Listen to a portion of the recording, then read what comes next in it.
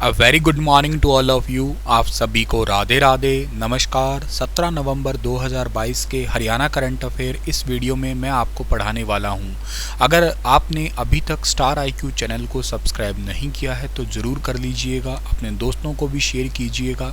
आज का सेशन बेहद ख़ास है क्योंकि आज के हर एक सवाल में आप लोगों को एक इम्पॉर्टेंस नज़र आएगी और आप लोगों से रिक्वेस्ट ये भी रहेगा कि इन क्वेश्चनों का आप लोग प्रॉपर नोट्स ज़रूर तैयार करिएगा जो आप लोगों को आने वाले एग्ज़ाम में ज़रूर काम आए। कल आपसे एक सवाल किया था, उसका सही जवाब क्या होगा? भारत का संसदीय ढांचा किस देश के संविधान से लिया गया है? तो इस सवाल का सही आंसर था इंग्लैंड से लिया गया है। ऑप्शन नंबर बी बिल्कुल ठीक था। होपफुली आप सभी को ये पता होगा। और इंग्लैंड के अंदर स्कॉटलैंड, वेल्स और इंग्लैंड, ये मतलब तीन है, मतलब इनको आप ब्रिटेन कहते हो। इंग्लैंड, स्कॉटलैंड और वेल्स तीनों को मिलाते हो तो आप ब्रिटेन बन जाता है। और इन तीनों के साथ ही अगर आप लोग मिला देते हो नॉर्थ आयरलैंड तो चारों का आपका बन जाता है यूके यानी कि यूनाइटेड किंगडम। हरियाणा में बीजेपी विधायकों की संख्या बढ़कर कितनी हो गई है? तो ये तो बहुत साधारण और सिंपल सी बात है, आप लोगों को याद है ही है। 41 हो चुकी है ये संख्याएं फिलहाल के लिए, क्योंकि अभी रिसेंटली जो है वो भव्य बिश्नोई बने हैं आदमपुर से विधायक। इस करके कांग्रेस की संख्या तो घट गई है और यहाँ पे अब बीजेपी के विधायकों की संख्या 41 हो गई है। 29 साल के भव्य बिश्नोई है, सबसे युवा विधायक है फिलहाल के लिए, और कांग्रेस की संख्या घट के 30 रह गई है। तो ये एक सिंपल सी बात है जो आप लोगों को फिलहाल के लिए उपचुनावों के बाद में याद करनी थी।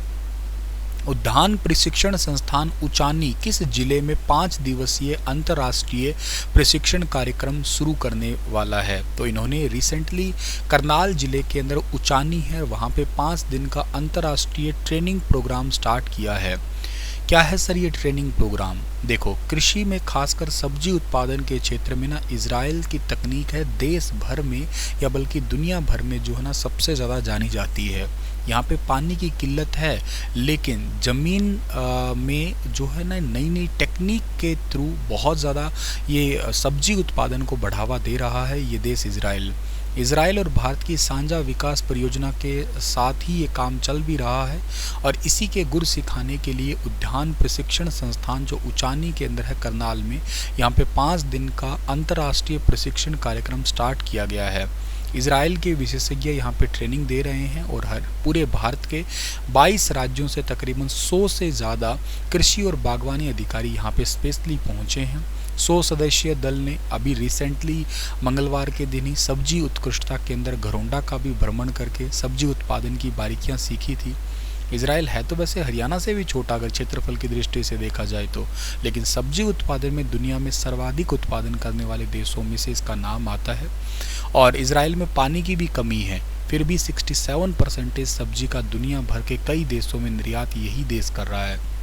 और अच्छी गुणवत्ता वाली सब्जी जिसका अंतर्राष्ट्रीय लेवल पे एक अच्छा मानक है, एक अच्छा पैमाना है देखा जाता है, तो उसी चीज़ की गुर सिखाने या ट्रेनिंग देने के लिए यहाँ पे 5 दिन का कार्यक्रम लगा है रिसेंटली।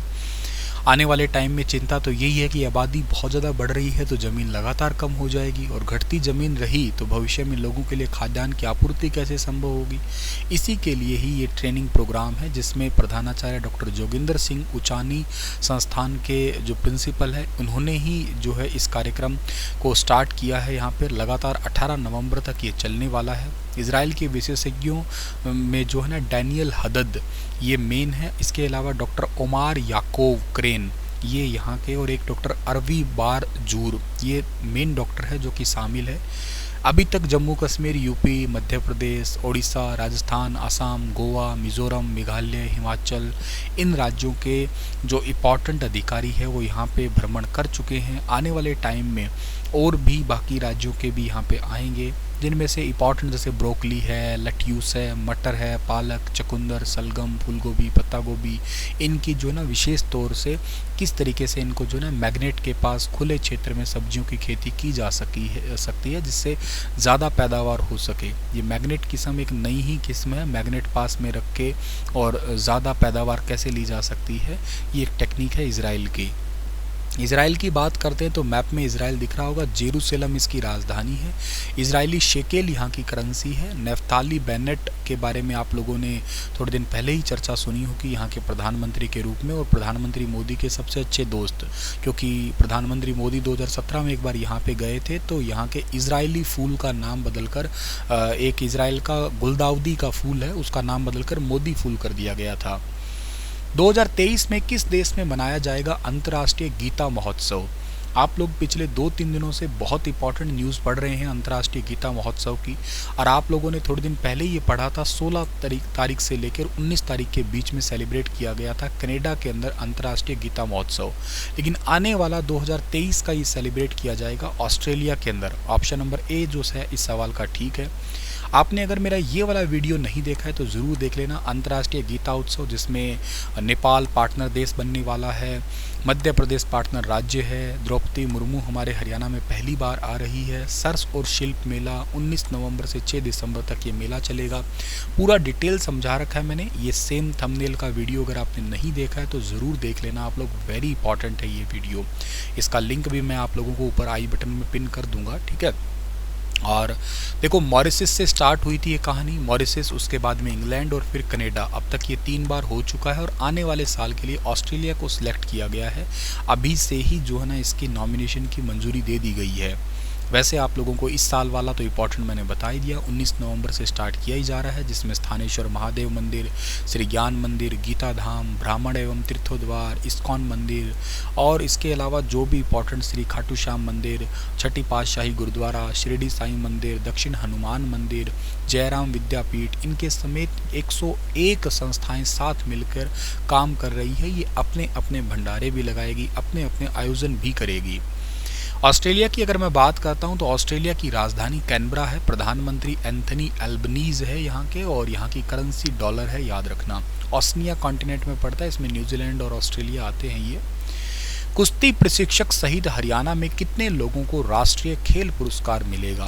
ये बहुत ज़्यादा इंपॉर्टेंट क्वेश्चन है आपके एग्जाम पर्सपेक्टिव, इसको इंपॉर्टेंट नोट डाल के आप लोग कॉपी पे लिख लेना।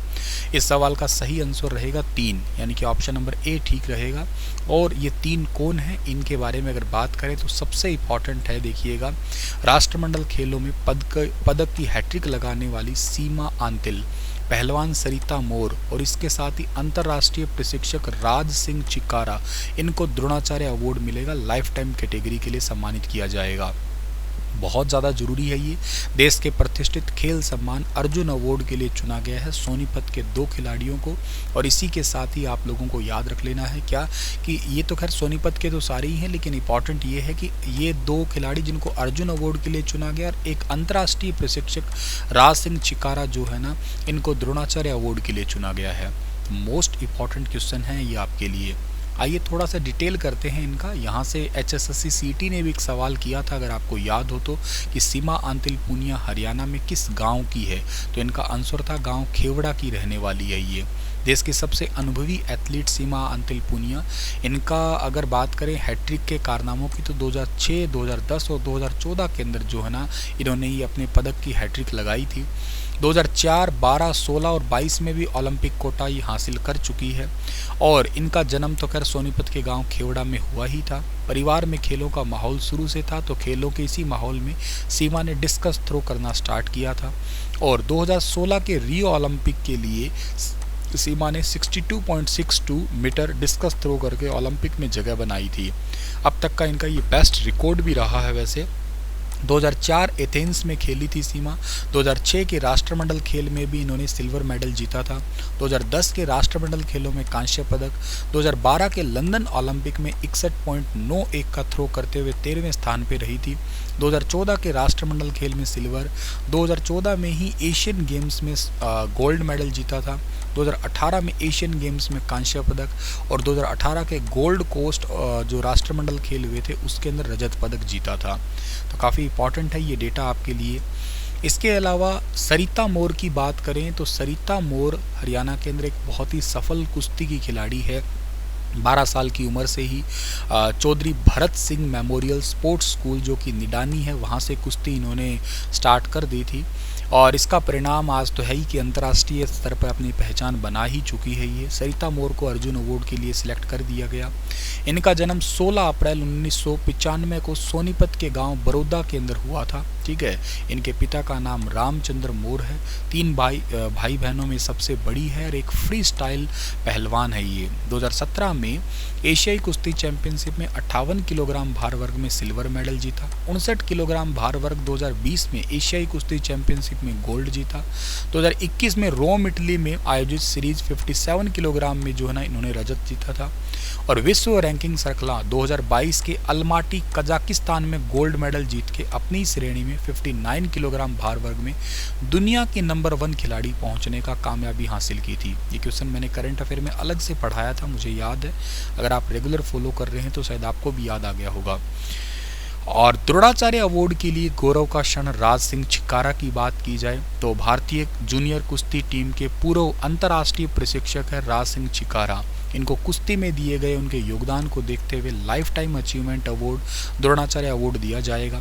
इन्होंने अब तक 70 से ज़्यादा अंतर्राष्ट्रीय पहलवान तैयार किए हैं, जिनमें से ओलंपिक मेडलिस्ट योगेश्वर दत्त है, एशियन गेम्स मेडलिस्ट मौसम खत्री है, परवेश युद्धवीर, कुलबीर, रविंद्र भूरा, डालमिया, प्रदीप रायपुर, सुनील कुमासपुर, सतपाल, सोनू, इनके मार्गदर्शन में ही देश का नाम चमकाया है इन्होंने। हरियाणा के कितने गांवों में ई लाइब्रेरी खोली जाएगी? ये भी बेहद इंपॉर्टेंट क्वेश्चन है। सवाल का सही आंसर रहेगा 1200 गांवों में ई लाइब्रेरी खोली जाएगी। हरियाणा सरकार ने ई लाइब्रेरी प्रोजेक्ट को मंजूरी दी है। पहले चरण में 1200 गांवों को लाभ मिलेगा और अलग अलग चरण में हरियाणा के सभी 7200 गाँवों के अंदर जो है ना वो ई लाइब्रेरी खोल दी जाएगी। इससे ज़्यादा ही है मतलब, तो लगभग इतने का टारगेट अभी फ़िलहाल रखा है। हरियाणा की पहली ई लाइब्रेरी खोली गई थी काचवा गांव में, और ये काचवा गांव कहाँ पड़ता है? काचवा गांव पड़ता है करनाल जिले के अंदर। इस बात को भी आप लोग याद रखिएगा। और ये विद्युत डिपार्टमेंट की मदद से खोली जा रही है। ई लाइब्रेरी मतलब आप ऑनलाइन बुक अपने लैपटॉप या कंप्यूटर के थ्रू पढ़ सकते हैं। उसमें अलग अलग सिस्टम्स लगे होंगे इस लाइब्रेरी में। दुनिया भर के नॉवेल्स जो रिलीज़ होते ही आप लोगों को दिखाई दे सकेंगे आप ही के डेस्कटॉप पे। इतना ही था आज का बेहद इंपॉर्टेंट लेक्चर। मेरे हिसाब से आप लोगों को बहुत इंपॉर्टेंट तो डेटा लगा होगा और कंटेंट तो है ही है, हमेशा के लिए अच्छा एक्सप्लेनेशन आपको दे ही दी मैंने। याद कर लेना, एक बार फिर देख लेना इस वीडियो को, इंपॉर्टेंट है। शेयर ज़रूर करना। आप लोग यार वीडियो देखते ज़रूर हैं पर वीडियो को लाइक बहुत कम करते हैं और चैनल को सब्सक्राइब भी पता नहीं क्यों नहीं करते हैं। 1 ही सेकेंड का समय लगता है। इससे मेरी एनर्जी बढ़ जाएगी और आप लोगों का कुछ जाएगा नहीं। तो अपने दोस्तों को शेयर कर दीजिएगा प्लीज़ इस वीडियो को। आपके लिए क्वेश्चन है कि निम्नलिखित में से किस क्षेत्र को डोल्ड्रम पेटी कहा जाता है? ध्रुवीय क्षेत्र को, उपोष्ण कटिबंधीय क्षेत्र को, समशीतोष्ण क्षेत्र को या भूमध्य रेखीय क्षेत्र को? थोड़ा बताना कि ये डोल्ड्रम पट्टी कहते किसे हैं। Thank you so much. कल फिर मिलता हूँ आप लोगों के लिए लेटेस्ट डेटा लेके। तब तक अपना ख्याल रखना। Thank you so much.